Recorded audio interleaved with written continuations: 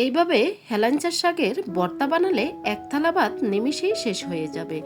এতটাই মজাদার, এতটাই লোভনীয় যে খেতে বসলে নিজেকেই থামাতে পারবেন না। প্রতিটা লোকমায় শুধু স্বাদ আর স্বাদ। একবার খেলে বারবারই খেতে ইচ্ছে করবে, আর সবাই জিজ্ঞেস করবে এত মজা কিভাবে বানালেন। সাথে আছে চিকেন দিয়ে মশলাদার ডাল বোনা, যার গ্রানে ক্ষুধা কয়েক গুণ বেড়ে যাবে। নরম ডালের সাথে মজাদার চিকেনের এই অসাধারণ স্বাদ তৈরি করে যা বলে থাকা অসম্ভব। এই দুইটা একসাথে প্লেটে থাকলে বাদ কখন যে 2 থেকে 3 প্লেট শেষ হয়ে যাবে বুঝতেই পারবেন না। আজই এই দুইটা রেসিপি বানিয়ে দেখুন, পরিবারের সবাই আপনার রান্নার প্রেমে পড়ে যাবে, কথা দিলাম। এতটাই টেস্টি আর এতটাই মজার। হ্যালো এভরিওয়ান, আসসালামু আলাইকুম, welcome back to my channel. আপনারা সবাই কেমন আছেন? আশা করি যে যেখানে আছেন সবাই অনেক অনেক ভালো আছেন এবং সুস্থ আছেন। কথা না বাড়িয়ে চলে যাচ্ছি মূল রেসিপিতে। বন্ধুরা, লাইক দিয়ে দুইটা রেসিপি শেষ পর্যন্ত দেখার অনুরোধ রইল। আশা করি আজকের রেসিপি আপনাদের কাছে খুবই ভালো লাগবে। ভালো লাগলে চ্যানেলে নতুন হলে চ্যানেলটি সাবস্ক্রাইব করে বেল অন করে রাখতে পারেন নিত্য নতুন রেসিপি পাওয়ার জন্য। আর বেশি ভালো লাগলে একটি শেয়ার করে সবাইকে দেখার সুযোগ করে দিবেন। এখানে আমি শাকগুলো ভালো করে বেছে পানিতে ভিজিয়ে রেখেছি, কারণ শাকে সবসময় বালু থাকে। বালুটা যাতে নিচে পড়ে যায় তার জন্য বলে পানি দিয়ে ভিজিয়ে রেখেছি। আর এখন আমি কেটে নিচ্ছি 3টি মিডিয়াম সাইজের পেঁয়াজ। আর কিভাবে ভর্তা বানালে এর স্বাদ কখনোই বলতে পারবেন না, সেরকমই টিপস সহই আজকের শাকের ভর্তা রেসিপি। সাথে আছে চিকেন দিয়ে মশাই ডালের বোনা রেসিপি। সবসময় তো আমরা চিকেন দিয়ে মুগ ডাল, চনার ডাল খেয়ে থাকি। মশারি ডাল দিয়ে যদি খেয়ে না থাকেন, আজকের রেসিপি আপনাদের জন্য। তাই ভিডিওটি শেষ পর্যন্ত দেখুন, আশা করি খুবই ভালো লাগবে। তা পেঁয়াজ এবং রসুন কাটা হয়ে গেছে, প্লেটে তুলে নিছি। এখন এখানে কেটে নিছি মরিচগুলো কেটে দিলে ভাজার সময় আর ফুটবে না।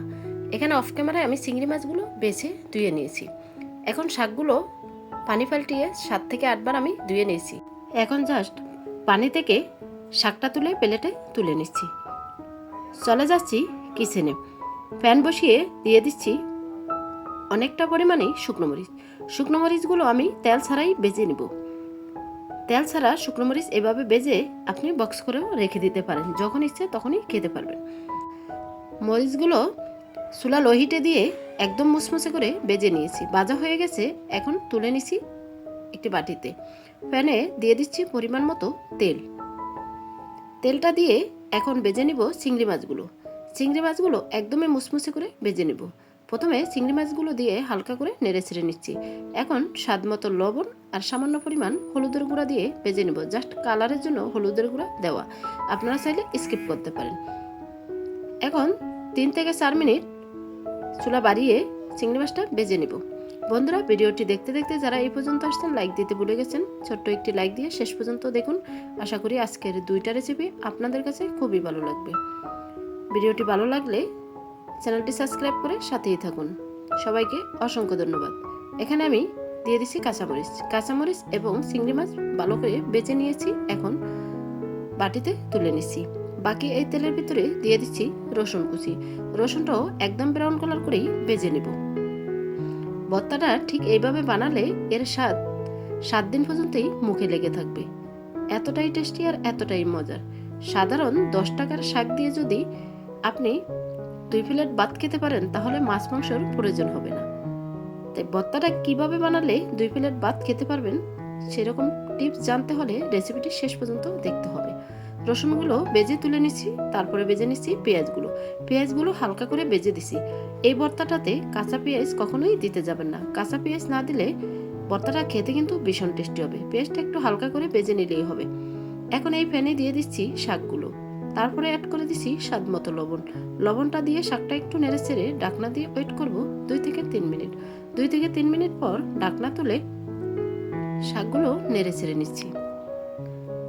আর আমরা সবাই কম বেশি ভর্তা পছন্দ করি, কিন্তু এক এক দিন এক এক রকম ভর্তা বানালে খেতে কিন্তু ভীষণ টেস্টি হয়, আর মাছ মাংস প্রয়োজন হয় না। তা শাকগুলো নেড়ে ছেড়ে এখন চুলা লো হিটে দিয়ে আবারও কিছুক্ষণ ঢাকনা দিয়ে রেখে দিব, যাতে পুরোপুরিভাবে শাকটা সিদ্ধ হয়ে যায় এবং পানিটাও শুকিয়ে যায়। তাই কিছুক্ষণ পর ফিরে আসছি। দেখতেই পাচ্ছেন শাকগুলো পুরোপুরি সিদ্ধ হয়ে গেছে এবং পানিটাও শুকিয়ে গেছে। এখন চুলাটা বাড়িয়ে 2 থেকে 3 মিনিট নেড়ে ছেড়ে শাকগুলো একটা বাটিতে তুলে নিব। আপনারা এই শাকটা কিভাবে ভর্তা করেন অবশ্যই কমেন্টের মাধ্যমে জানাবেন। এক এক করে সবটুকু শাক তুলে নিচ্ছি। এখন ভর্তাগুলো করার জন্য প্রথমে এখানে নিয়েছি 7 পিস শুকনো মরিচ। মরিচটা প্রথমে ভালো করে বেটে নিব। এভাবে মরিচগুলো আপনারা বেজে চিলি ফ্লেক্সও তৈরি করে বক্স করে রাখতে পারেন। মরিচগুলো বাটা হয়ে গেছে। এখন আমি রসুন, চিংড়ি মাছ এবং কাঁচামরিচ দিয়ে দিচ্ছি। ভালো করে বেটে নিব।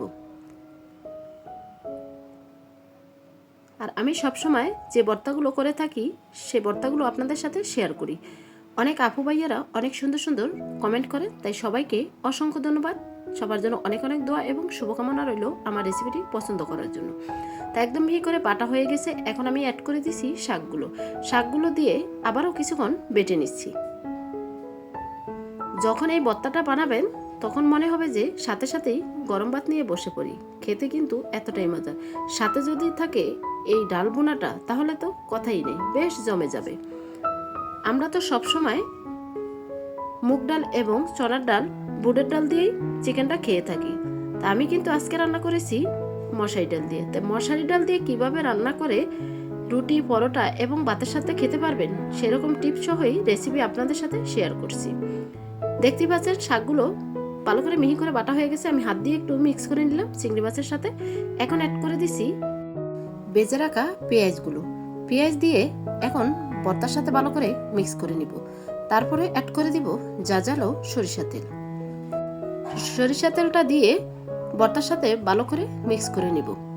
আর এই সরিষা তেলের ফ্লেভারে ভর্তাটা খেতে কিন্তু ভীষণ টেস্টি হবে। এখন হাত দিয়ে ভালো করে মিক্স করে নিছি। আর কাছ থেকে দেখিয়ে দিচ্ছি কতটা লোভনীয় হয়েছে। মাত্র 10 টাকার হেলাঞ্চা শাকের ভর্তা। 10 টাকার ভর্তা দিয়ে আপনি 2 প্লেট ভাত অনায়াসে খেতে পারবেন। এখন উপরে কিছুটা শুকনো মরিচের গুঁড়া দিয়ে পরিবেশন করে নিছি। দেখে তো সত্যি জিভে জল চলে আসবে। এরকম মজাদার ভর্তা যার সাথে থাকে শুকনো মরিচ আর যদি থাকে চিকেন দিয়ে মজাদার মশারি ডাল বোনা তাহলে তো কথাই নেই, বেশ জমে যাবে। আর দেখতেই পাচ্ছেন ভর্তাটা আমি সামনে দিয়ে তুলে দেখিয়ে দিচ্ছি কতটা লোভনীয়। চলে যাচ্ছি আরেকটা রেসিপিতে। প্যান বসিয়ে দিয়ে দিচ্ছি পরিমাণ মতো সয়াবিন তেল। এখন তেলের ভিতরে ভেজে নিব তেজপাতা, এলাচ এবং দারচিনি। হালকা করে একটু ভেজে নিছি, তাহলে ফ্লেভারটা খুবই সুন্দর আসবে তার জন্য। এখন অ্যাড করেছি আদা, পেঁয়াজ, রসুন একসাথে বেটে নিয়েছি। নিয়ে এখন 2 থেকে 3 মিনিট ভেজে নিব যাতে আদা রসুনের গন্ধটা না থাকে। এখন অ্যাড করে দিছি 1.5 টেবিল চামচ চিকেন মশলা,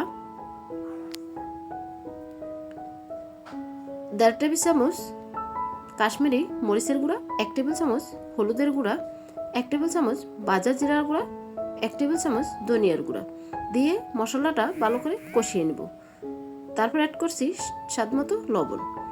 এখন মশলাটা যতক্ষণ পর্যন্ত ভালো করে কষানো না হবে ততক্ষণ পর্যন্ত কষিয়ে নেব। এখন দিয়ে দিচ্ছি ফুটন্ত গরম পানিটা দিয়েই কষিয়ে নেব।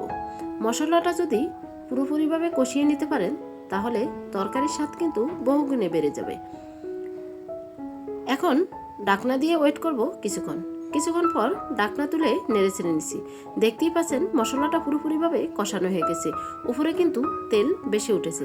এখন দিয়ে দিচ্ছি অল্প চিকেন, তার সাথে কলিজা, গিলা, হাড় ছিল, সবগুলো দিয়ে এখন ভালো করে কষিয়ে নেব। যখনই অল্প পরিমাণে চিকেন থাকবে তখন এইভাবেই মশারি ডাল দিয়ে রান্না করতে পারেন। খেতে কিন্তু ভীষণ টেস্টি আর পুরো পরিবারের খাওয়া হয়ে যাবে। এখন ভালো করে কষিয়ে নিচ্ছি।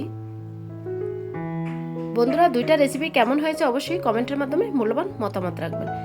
এখন কষানো হয়ে গেছে, আমি ঢাকনা দিয়ে রেখে দিব কিছুক্ষণ।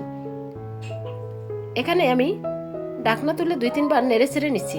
দেখতেই পাচ্ছেন পুরোপুরিভাবে কষানো হয়ে গেছে, কালারটাও মাশাআল্লাহ খুব সুন্দর আসছে।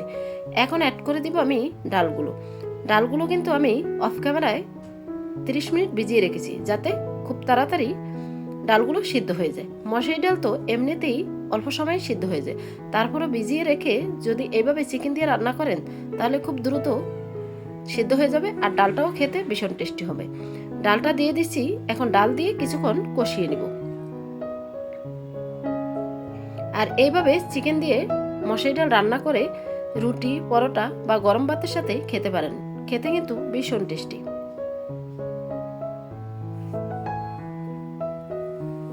এখানে 3 থেকে 4 মিনিট আমি ভালো করে কষিয়ে নিছি চুলার লো হিটে দিয়ে। কষানো হয়ে গেছে, এখন অ্যাড করে দিব ফুটন্ত গরম পানি। এখানে আমি দিয়েছি 2 কাপ ফুটন্ত গরম পানি। মশারি ডাল সিদ্ধ হতে বেশি সময় প্রয়োজন নেই, তার জন্য 2 কাপই এনাফ। আর আগে থেকে তো চিকেনগুলো ভালো করে সিদ্ধ করে নিয়েছি কষিয়ে। এখন ঢাকনা দিয়ে কিছুক্ষণ রেখে দিয়েছি। কিছুক্ষণ পর ফিরে আসছি। দেখতেই পাচ্ছেন পুরোপুরিভাবে রান্নাটা কমপ্লিট হয়ে গেছে। ডালগুলো ফুটে গেছে আর কালারটাও মাশাআল্লাহ খুব লোভনীয় হয়েছে। এখানে আমি একটি লেবুর রস দিয়েছি, ভিডিওটি স্কিপ হয়ে গেছে। তারপরে অ্যাড করে দিচ্ছি 1 টেবিল চামচ জিরার গুঁড়া। এখন লেবুর রস এবং জিরার গুঁড়া দিয়ে কিছুক্ষণ নেড়ে ছেড়ে নিচ্ছি। এখন পরিবেশন করে দেখিয়ে দিচ্ছি কতটা লোভনীয় হয়েছে। এক এক করে একটি বাটিতে পরিবেশন করে নিচ্ছি।